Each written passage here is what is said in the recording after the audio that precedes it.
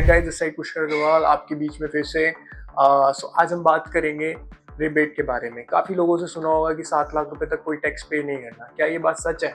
जी हाँ, ये बात बिल्कुल सच है। सेक्शन नंबर 87A जो रिबेट के बारे में बात करता है ऑफ इनकम टैक्स एक्ट 1961 में, कि अगर आपकी लिमिट जो है वो 7 लाख रुपए तक है तो आपको कोई टैक्स पे नहीं करना, और आपका अगर टैक्स 25,000 रुपये से ज़्यादा का बैठ रहा है तो आपको टैक्स पे करना पड़ेगा। 25,000 रुपये तक या उससे कम बैठ रहा है तो आपको कोई टैक्स पे नहीं करना।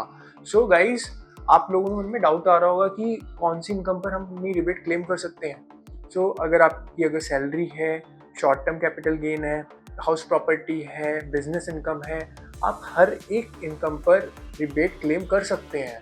बट एक एक्सेप्शन है, long term capital gain section number 112 में आप इसको क्लेम नहीं कर सकते। ये मैं बात कर रहा था असेसमेंट ईयर 2025-26 जिसमें हम अपना ITR अभी फाइल कर रहे हैं। अगर मैं बात करता हूँ असेसमेंट ईयर 26-27 की, गाइस उसमें इस लिमिट को बढ़ा के 12 लाख रुपए कर दिया गया है, एंड जो टैक्स लिमिट थी 25,000 रुपये उसको बढ़ा के 60,000 रुपये कर दी गई है।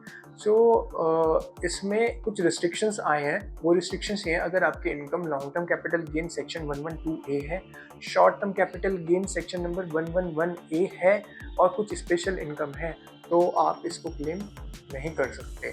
और अगर आप रेजिडेंट इंडिविजुअल हैं तो आप इसको क्लेम करेंगे, अगर आप NRI हैं तो आप क्लेम नहीं कर सकते। गाइस, आपने देखा होगा 25-26 में हम short term capital gain section 111A की इनकम अगर हमें हो रही है तो हम इसको क्लेम कर रहे थे रिबेट को, बट लेकिन 26-27 में असेसमेंट ईयर 26-27 में हम इसको क्लेम नहीं कर पाएंगे।